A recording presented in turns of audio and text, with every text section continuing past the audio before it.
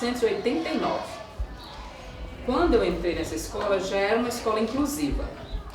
E como aqui nós já tínhamos alunos que tinham necessidades especiais, DA, DI, aí eu me deparei no segundo ano com uma turma que eu tinha uma aluna surda.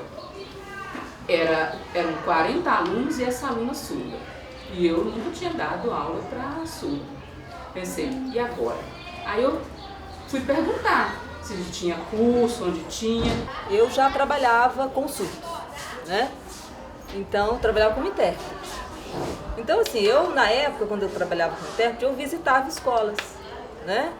Então, eu percebi, foi até inclusive na época, que estava tendo aquela transição de não poder usar a língua de sinais com o surgimento da comunicação total, né? Então, foi nessa época da comunicação total que eu comecei a visitar e eu percebi que estavam começando a usar a língua de sinais. E como eu já usava, eu pensei, bem, eu sou professora, né? Eu uso língua de sinais, sei usar língua de sinais. Então eu senti necessidade de trabalhar, vontade de trabalhar com eles por isso, né? Eu comecei a trabalhar com primeira a quarta e depois passei a trabalhar com quinta a oitava com português. Eu fiz um curso quando eu era adolescente, então assim, por curiosidade, todo mundo acha bonita a língua, né? E eu não era diferente, então eu fui fazer um curso na faculdade teológica. E aí, por coincidência, um ano e meio depois que eu me formei no ensino médio, eu fui trabalhar numa escola, né, passei no concurso de secretaria e fui trabalhar numa escola que na minha sala de aula havia 3 surdos e ninguém me avisou. Então, assim, eu era professora de português e havia 3 surdos numa das minhas quintas séries. Ninguém havia me avisado. E eu fiquei desesperada. Eu falei, nossa, o meu cursinho lá do ensino médio, quando eu cursava o ensino médio, será que vai atender, né? Será que vai me ajudar a dar aula para eles? Mas aí, a partir daí, eu comecei a estudar, comecei a me interessar. Depois eu fui trabalhar numa escola que era polo, né? Que era de atendimento exclusivo, né? Ao surdo. E aí, eu me apaixonei, né? Pelo trabalho, por essa clientela, né? Pela língua. Então, foi assim. Eu sou professora de atendimento curricular específico, português escrito. Aqui nessa sala nós trabalhamos o português escrito. Então nós vivenciamos do contexto, eu retiro as palavras e vou trabalhar a grafia delas com elas, com os alunos. Então eles veem, formam a palavra, cartão, formam cartão conflito, formam frases, textos, mas tudo a partir das palavras e contextualizando para eles saberem o que está sendo trabalhado, né? Porque o português para eles, pura e simplesmente a palavra solta, não tem sentido. Eu era professora de português, né? Sempre trabalhei como professora de português, texto, gramática, né? Muito isso. Então, como professora de português eu fazia isso e usava isso, trabalhava na língua de sinais esse conteúdo. O primeiro curso que eu fiz, que abriu a minha mente para o trabalho com surdos, foi um curso, inclusive, dado pelo UNB, de português como segunda língua. A responsável foi a professora Heloísa, e, inclusive, passei a trabalhar o texto de uma forma diferente, né? Porque, assim, não existe um livro didático para surdo, né? Então, eu sempre peguei o texto e trabalhei aquele texto. E lá, muito interessante, porque assim, foram vários textos que a gente viu, né, no curso, e cada texto tem, assim, os textos trazem estruturas da língua, né? Então, eu comecei a trabalhar o que o texto me dava, de estrutura, de tempo verbal. Eu sempre dei aula de português para os surdos, mas o português do professor regente. Eles vinham para que eu reforçasse o que o professor regente ensinava em sala de aula, né? Então, não era um trabalho próprio, era a sombra, eu costumo dizer, né? O meu trabalho era a sombra do trabalho do professor regente. E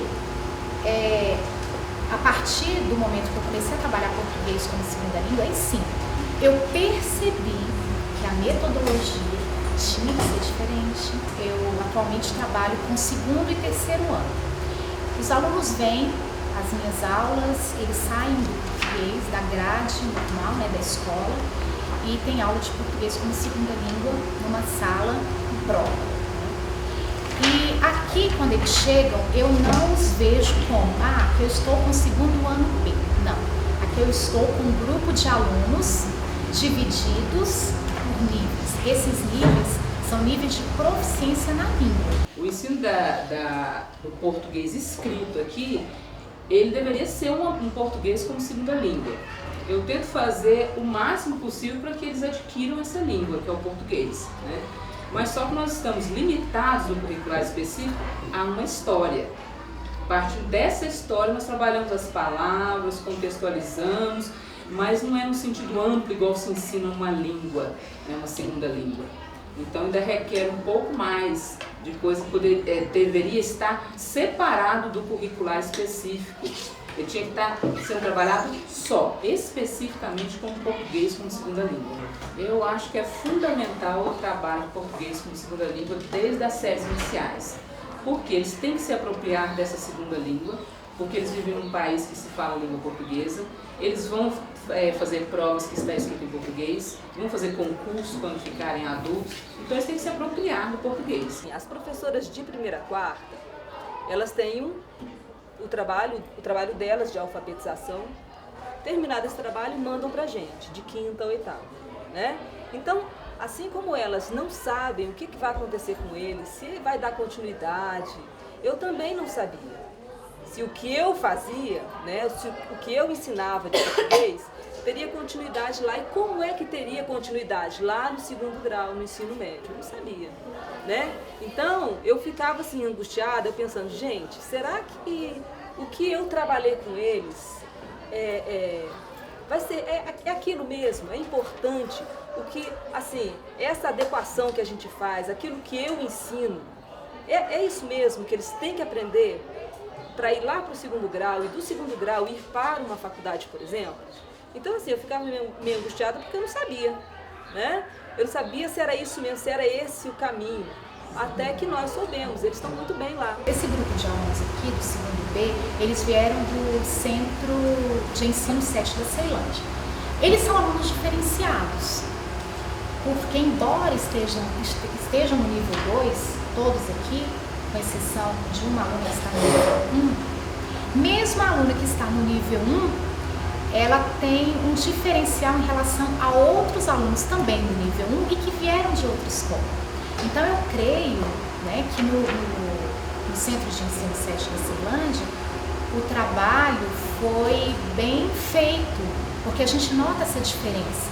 Por exemplo, essas alunas do nível 2, os alunos, né, eles já têm uma desenvoltura muito grande na língua portuguesa. Eles conseguem, por exemplo, entender a estrutura do português, né, e escrever a partir dessa estrutura. É o trabalho da morfologia, né? Eles precisam disso para ensino médio, para faculdade, para concurso, né?